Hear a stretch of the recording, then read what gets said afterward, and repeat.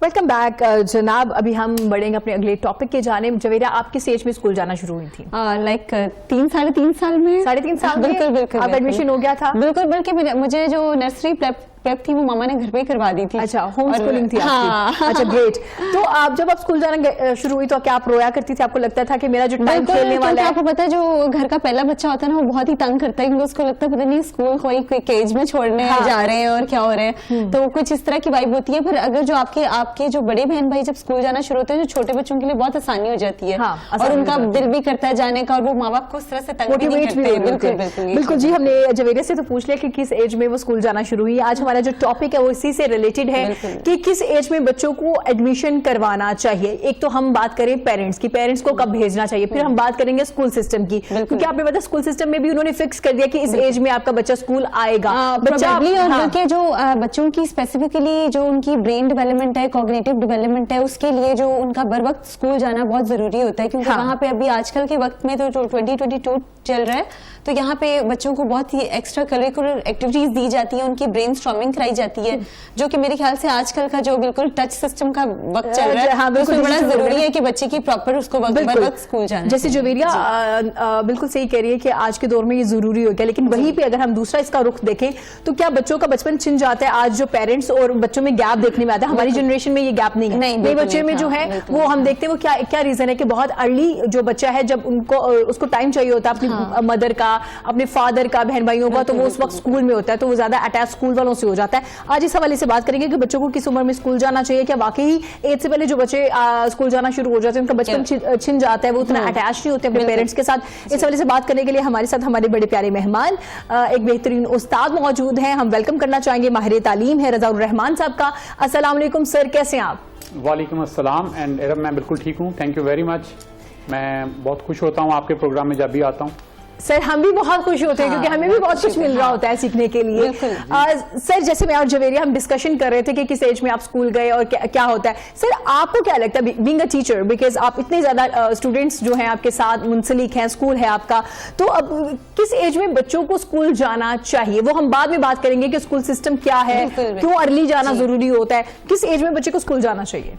देखिए, इसमें ना हमें रेफरेंस इस्तेमाल करने चाहिए कि हमारे पास दीनी रेफरेंस, और हमारा दीन ये कहता है कि हमारे बच्चे के हदीस का मफहूम मैं बयान करने लगा हूँ। बच्चे के जो पहले 7 साल हैं वो उसके एज आ बादशाह के तौर पर उसे आपने ट्रीट करना है। जो अगले 7 साल हैं उसे आपने एक फॉलोअर के तौर पर, एक ऑब्जर्वर के तौर पर आपने उसको सिखाना है कि आपने कैसे फॉलो करना है। और उससे जो अगले 7 साल हैं वो आपने उसको एज आ एडवाइजर के तौर पर अपने साथ ट्रीट करना है। तो ये चीज़ें हमें बहुत सारी चीज़ें वाज़ेह करती हैं कि हमारा जो लर्निंग टाइम है वो 7 साल की उम्र से शुरू होता है। बच्चे को 7 साल के बाद स्कूल जाना चाहिए। अब अगर हम इसमें देखें कि दुनिया भर में क्या होता है, तो फिनलैंड का एजुकेशन सिस्टम और बहुत सारे ममालिक का सिस्टम, फिनलैंड को हम आइडियलाइज करते हैं, वहाँ भी 7 साल है।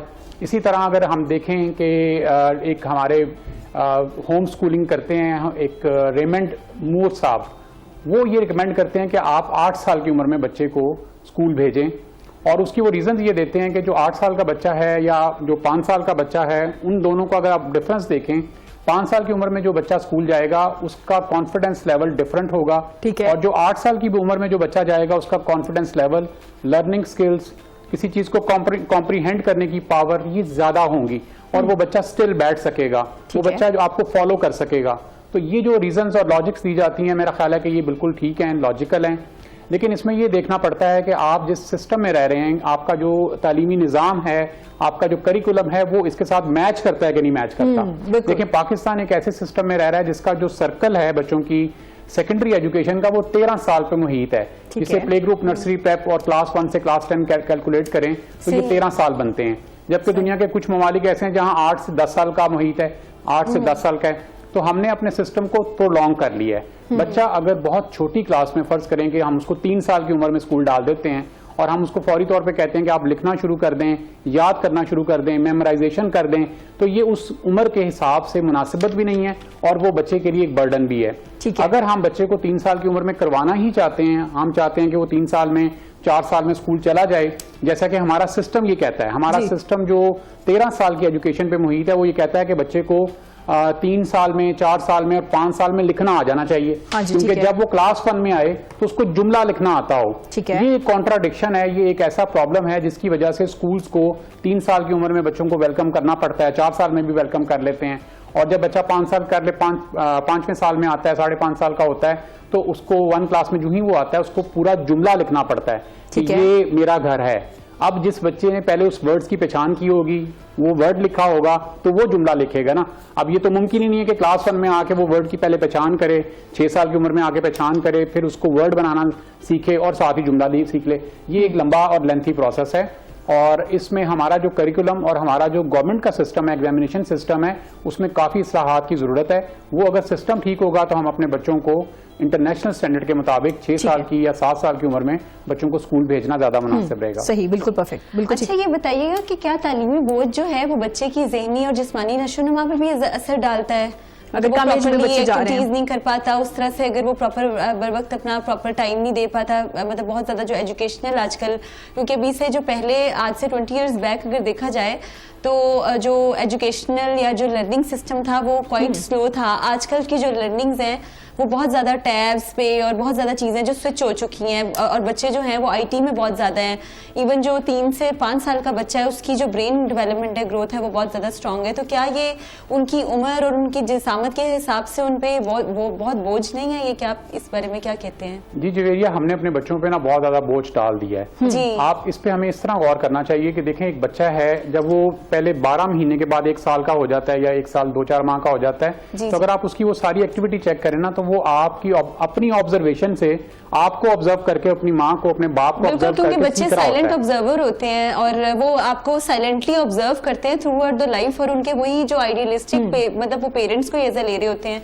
तो मेरे ख्याल से पेरेंट्स जो एक्टिविटीज करते हैं उनको भी थोड़ा सा इसमें ख्याल रखना चाहिए कि हेल्दी एक्टिविटीज हो, और वो मतलब जिस तरह की होंगी, चाहे एजुकेशनल बैकग्राउंड है जैसे भी है, तो मेरे ख्याल से बहुत इम्पैक्ट डालता है। जी, यू आर एब्सोल्युटली राइट। बच्चा पहले ऑब्जर्व करता है, अपने वालिदैन से सीखता है, और वालिदैन के सीखने के साथ साथ जो कुदरत ने उसको क्वालिटीज या आप कह लीजिए एबिलिटीज दी होती है ना जी, वो एक्सप्लोर करने की दी होती है। आपने देखा होगा कि जब थोड़ा सा बच्चा 1 साल 4 माह 5 माह का होता है, वो आपके घर के सारे ड्रॉ खोलना शुरू कर देता है, वो हर चीज को छांटना शुरू कर देता है, वो एक्सप्लोर कर रहा होता है। तो ये कुदरती सलाहियतें हैं जो अल्लाह ताला ने उस बच्चे को दी हैं, और वो उसके वालिदैन की निगरानी में अगर ये सारा काम किया जाए, या बच्चा सिर्फ जरूरी नहीं कि वो ड्रॉ घर का वो अलमारियां खोले और उसको एक्सप्लोर करे, वो बाहर गार्डन में भी जा सकता है, वो फ्लावर्स को भी एक्सप्लोर कर सकता है, वो बटरफ्लाइज को भी एक्सप्लोर कर सकता है, वो बर्ड से बड़ा प्यार करता है। अगर आप देखें ना, छोटे बच्चों की हैबिट होती है, उसे बर्ड बहुत अच्छे लगते हैं। अगर आप उसके पास कोई पेट, चाहे वो कैट है, कोई बर्ड है, उसको पास रख दें तो उसके साथ वो बड़ा एम्पैथी वाला रवैया अख्तियार करता है। तो कुदरत ने उसको ये चीजें बिल्ड इन दी हैं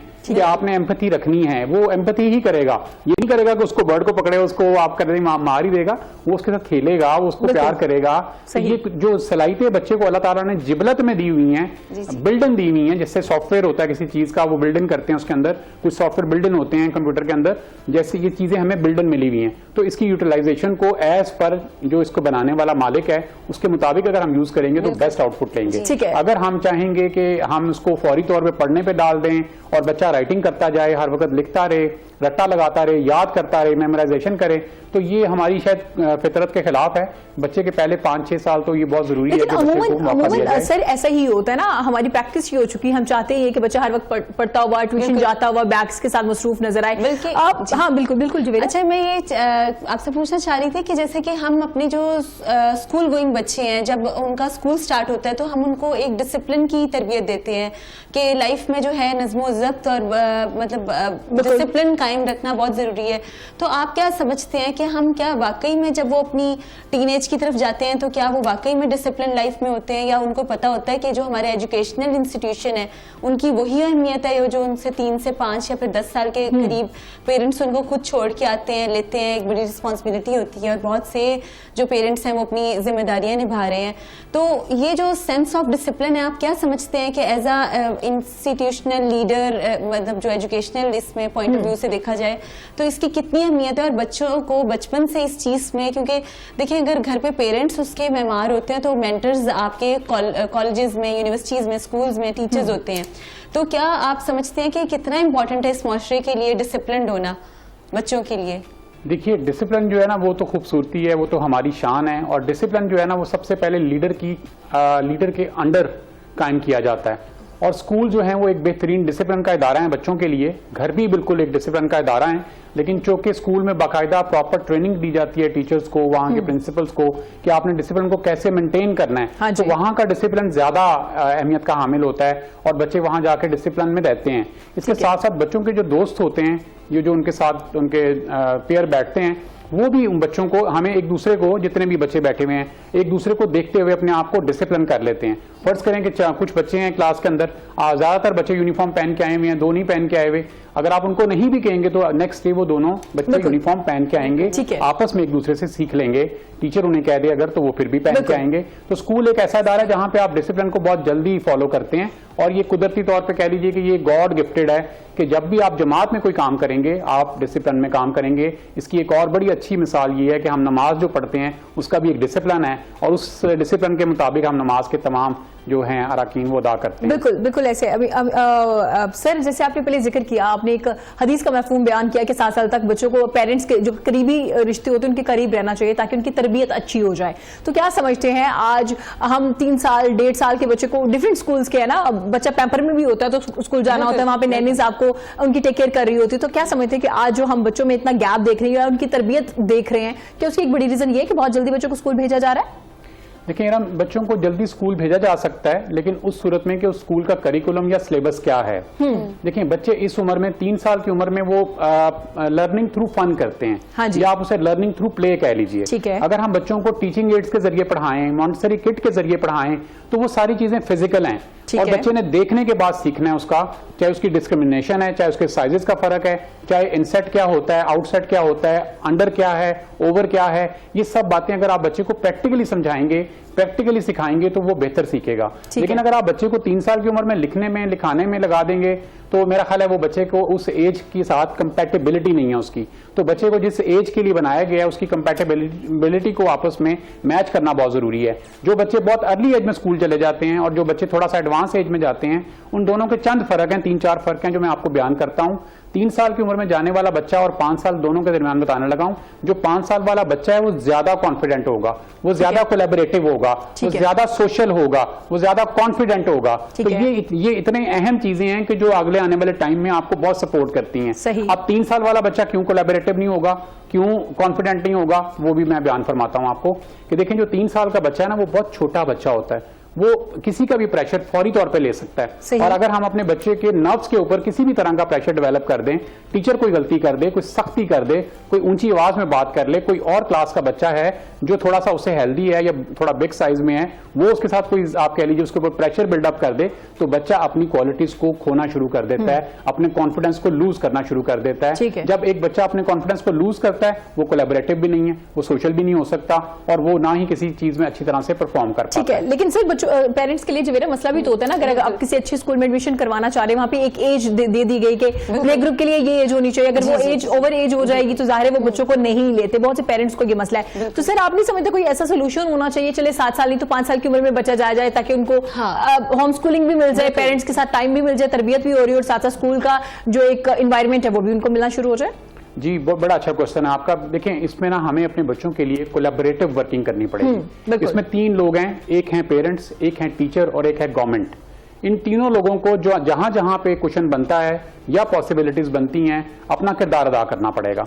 सबसे पहले तो मैं इसमें गवर्नमेंट से रिक्वेस्ट करूंगा, जो हमारा सर्कल प्ले ग्रुप से क्लास 10 तक का 13 ईयर्स का है, इसको कम करके 10 साल किया जाए। अगर ये 10 साल कर दिया जाएगा तो मैं समझता हूं कि वो जो सिलेबस आपने 13 साल में पढ़ाना है वो हम बच्चों को 10 साल में पढ़ा सकेंगे। टीचर वो 10 साल में पढ़ा लेगा।